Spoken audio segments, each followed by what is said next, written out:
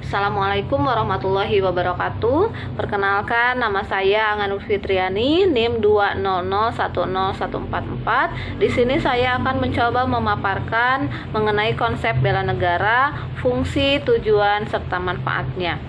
Baik, saya mulai. Konsep bela negara adalah suatu sikap dan perilaku warga negara yang dijiwai oleh kecintaannya kepada Negara Kesatuan Republik Indonesia atau NKRI berdasarkan Pancasila dan Undang-Undang 1945 dalam menjalin kelangsungan hidup berbangsa dan bernegara yang seutuhnya. Kesadaran bela negara ini hakikatnya kesediaan untuk berbakti kepada negara dan kesediaan untuk berkorban membela negara. Dengan melaksanakan kewajiban bela negara ini menjadi bukti dan proses bagi seluruh warga negara untuk menunjukkan kesediaan mereka dalam berbakti kepada nusa dan bangsa, sekaligus untuk menjadi bukti pemahaman mengenai bela negara itu sendiri. Pemahaman tersebut bisa dilakukan dengan terbinanya hubungan baik antara sesama warga negara hingga proses kerjasama untuk menghadapi ancaman dari pihak asing secara nyata itu terlihat. Kemudian untuk melakukan bela negara ini ada unsur-unsur penting di dalamnya. Di dalam proses pembelaan negara ada beberapa hal yang menjadi unsur penting, diantaranya adalah 1. Cinta tanah air, kemudian kesadaran berbangsa dan bernegara, keyakinan akan Pancasila sebagai ideologi negara, rela berkorban untuk bangsa dan negara, kemudian untuk memiliki kemampuan awal membela negara. Kemudian untuk fungsi bela negara ini tentunya bela negara memiliki fungsi diantaranya mempertahankan negara dari berbagai ancaman, menjaga keutuhan wilayah negara, kemudian menjadi kewajiban setiap warga negara, merupakan panggilan sejarah. Kemudian bela negara tentu memiliki tujuan, diantaranya mempertahankan kelangsungan hidup bangsa dan negara, melestarikan budaya, menjalankan nilai-nilai Pancasila dan Undang-Undang Dasar 1945, berbuat yang terbaik bagi bangsa dan negara, serta menjaga identitas dan integritas suatu bangsa atau negara. Kemudian bela negara juga memiliki manfaat, diantaranya membentuk sikap disiplin waktu, aktivitas, dan pengaturan kegiatan lainnya. Kemudian untuk membentuk berupa melawan pemberontakan separatis, mengatasi kejahatan lintas negara, memberikan bantuan, tugas kemanusiaan, dan tugas perdamaian.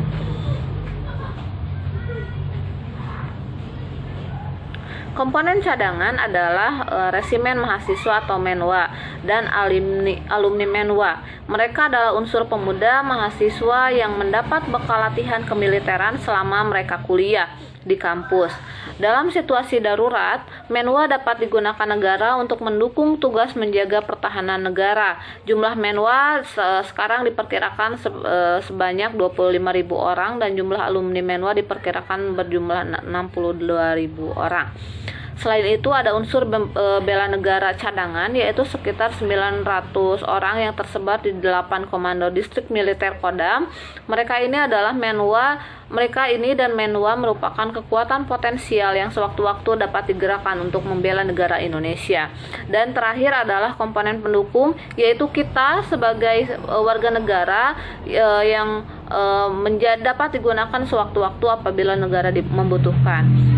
Komponen pendukung ini adalah segenap warga negara, sumber daya alam, sumber daya buatan, baik itu sarana, prasarana nasional, dan lain sebagainya. Semua itu bisa dimanfaatkan dan dikerahkan untuk menjaga keamanan dan pertahanan negara. Hal ini merupakan komponen potensial dalam sistem pertahanan keamanan rakyat semesta.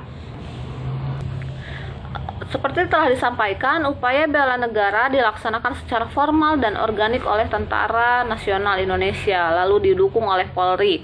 Selanjutnya didukung oleh kekuatan cadangan berupa kekuatan masyarakat untuk mendapatkan pelatihan kemiliteran. Di luar itu, ia adalah kekuatan potensial warga negara. Disinilah pentingnya pembentukan karakter bangsa di dalam konteks pertahanan dan keamanan negara. Karakter yang diharapkan dari warga negara adalah iman dan dan takwa kepada Tuhan Yang Maha Esa, kemudian selalu waspada, sehat jasmani dan rohani, berilmu dan berwawasan, disiplin, peduli akan keselamatan bangsa dan negara, bersatu untuk bekerja sama, patriotisme, produktif, dan profesional. Semua karakter positif ini perlu ditumbuh kembangkan di dalam setiap warga negara, terutama generasi muda, melalui sarana-sarana yang memungkinkan. Ia merupakan landasan yang kuat untuk mewujudkan pertahanan negara Republik Indonesia.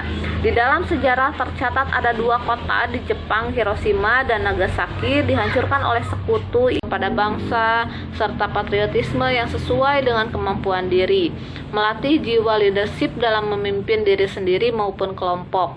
Kemudian membentuk iman dan takwa kepada agama yang dianut oleh masing-masing individu, berbakti kepada orang tua, bangsa, dan agama, melatih kecepatan, ketangkasan, ketepatan individu dalam melaksanakan kegiatan, serta menghilangkan sikap negatif seperti malas, apatis, boros, egois, dan tidak disiplin. Serta yang terakhir untuk membentuk perilaku jujur, tegas, adil, dan memiliki kepedulian yang tinggi antar sesama. Bela negara ini memiliki dasar hukum dalam pelaksanaannya di Indonesia. Dasar hukum tersebut tertuang dalam berbagai aturan, diantaranya adalah batang tubuh Undang-Undang Dasar 1945, Undang-Undang Republik Indonesia, dan ketetapan MPR. Dasar hukum undang-undang tentang upaya bela negara yaitu pasal 27 ayat 3 Undang-Undang Dasar 1945 yang menyatakan bahwa semua warga negara berhak dan wajib ikut serta dalam upaya pembelaan negara. Kemudian pasal 30 ayat 1 Undang-Undang Dasar 1945 yang menyatakan bahwa setiap warga negara berhak dan wajib ikut serta dalam pertahanan dan keamanan negara. Selanjutnya adalah komponen bela negara. Komponen bela negara atau pertahanan negara terdiri atas 3 elemen penting, yaitu komponen utama, komponen cadangan, dan komponen pendukung. Komponen utama pertahanan negara Indonesia adalah tentunya tentara negara Indonesia yang siap digunakan kapan saja untuk melaksanakan tugas-tugas pertahanan negara. TNI melaksanakan tugas pertahanan negara dalam wujud mempertahankan kedaulatan negara dan keutuhan wilayah negara Indonesia, melindungi, menghormati, dan keselamatan bangsa, melaksanakan operasi militer selain perang, ikut aktif dalam memelihara perdamaian baik itu regional maupun internasional. TNI merupakan national power yang disiagakan untuk menghadapi kekuatan militer musuh.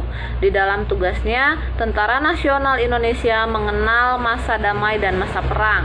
Dalam masa damai, TNI melaksanakan OMSP atau Operasi Militer Selain Perang. Di dalam masa perang, ia melaksanakan OMP atau Operasi Militer Perang. Bentuk tantangan dalam OMP misalnya berupa invasi, agresi, maupun infiltrasi kekuatan musuh. Di dalam OMSP misalnya berupa sekutu ia hancur lebur. Bukan hanya Hiroshima dan Nagasaki, tetapi juga kota-kota lain di Jepang saat itu. Rata-rata mengalami kerusakan berat akibat peperangan. Saat itu, Kaisar Hirohito meninjau kerusakan yang menimpa rakyatnya. Lalu ia bertanya, berapa banyak guru kita yang masih hidup? Katanya. Ternyata Kaisar menanyakan jumlah guru. Mengapa? Dia tidak bertanya jumlah prajurit dan senjata yang masih ada, karena dia berpikir ke depan. Dia berpikir tentang masa depan Jepang pada saat itu. Untuk membangun Jepang kembali, dia harus mulai mendidik warganya dari awal lagi. Tentu saja dia membutuhkan banyak sekali guru. Disinilah pentingnya membangun karakter bangsa untuk memperkuat pertahanan dan keamanan negara. Bangsa yang tidak memiliki karakter akan menjadi konsumen atau objek penderita di dalam persaingan global. Mungkin itu saja yang dapat saya sampaikan. Lebih kurangnya mohon maaf. Assalamualaikum warahmatullahi wabarakatuh. Assalamualaikum warahmatullahi wabarakatuh. Nama saya Ibnu Ubaidillah dari kelompok 7 mata kuliah Kapita Selekta dan Bela Negara. Pada kesempatan kali ini kelompok kami akan menjelaskan materi tentang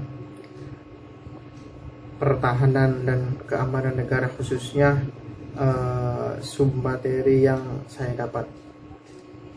Bahwasanya perlu diketahui, ketahanan dan keamanan negara merupakan salah satu pilar daripada menjaga kedaulatan negara Indonesia.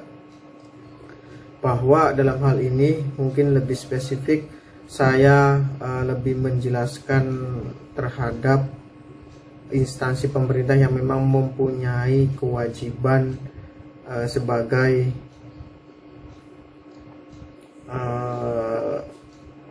yang berwenang untuk melaksanakan ketahanan dan keamanan negara.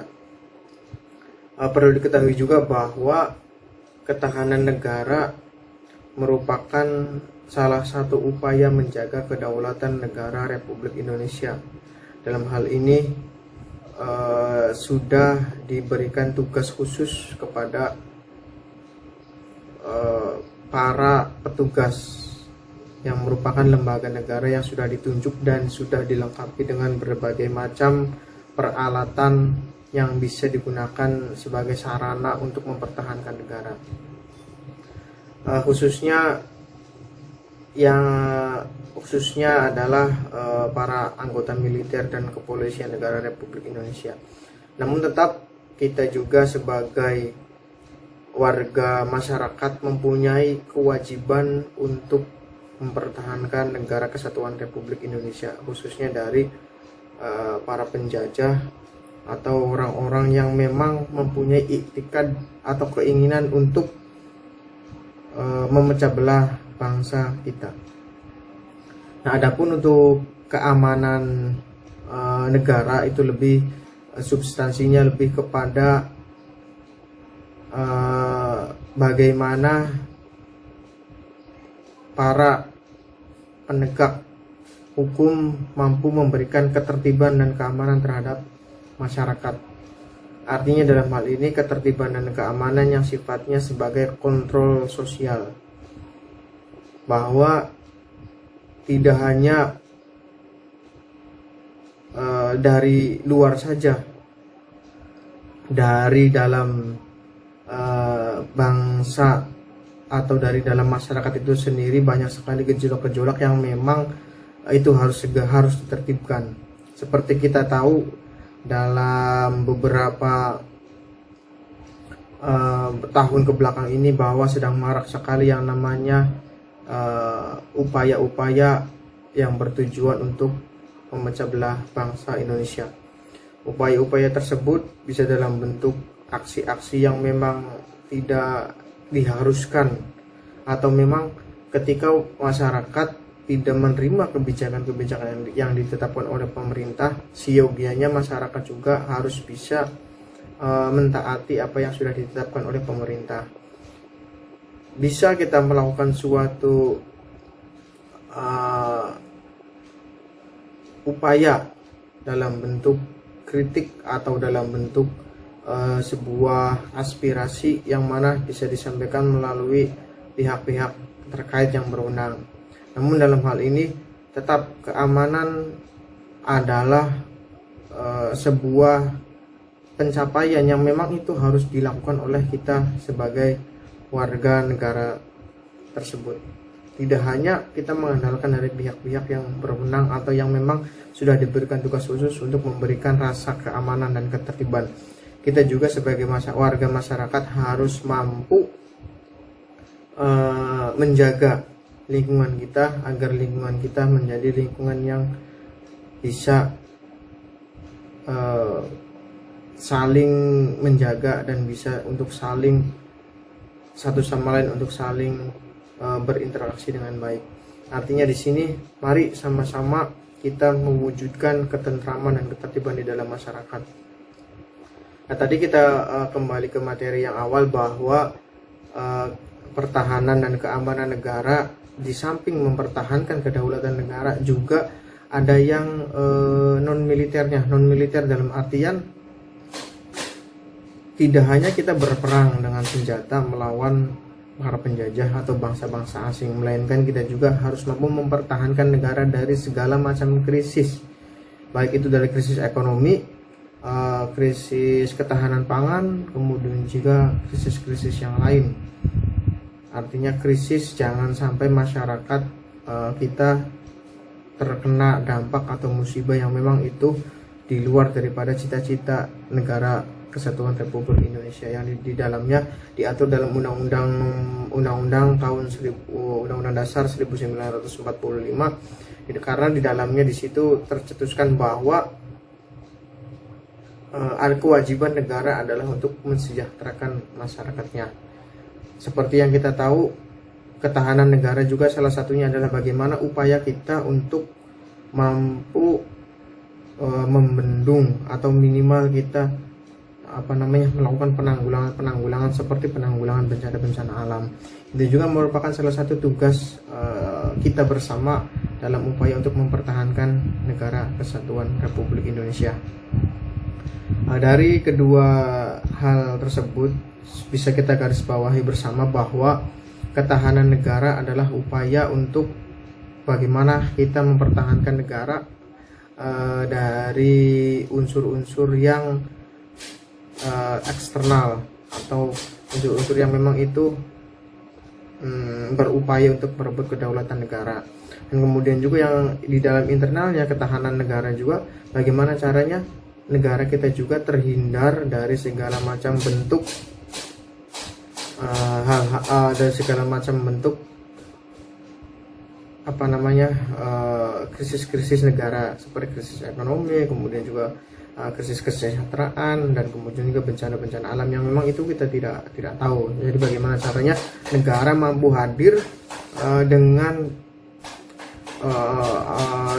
pihak-pihak yang sudah ditunjuk dalam upaya untuk mempertahankan dan keamanan negara, bagaimana caranya kita juga sebagai warga masyarakat mampu bersikap baik terhadap lingkungan di mana tempat kita tinggal.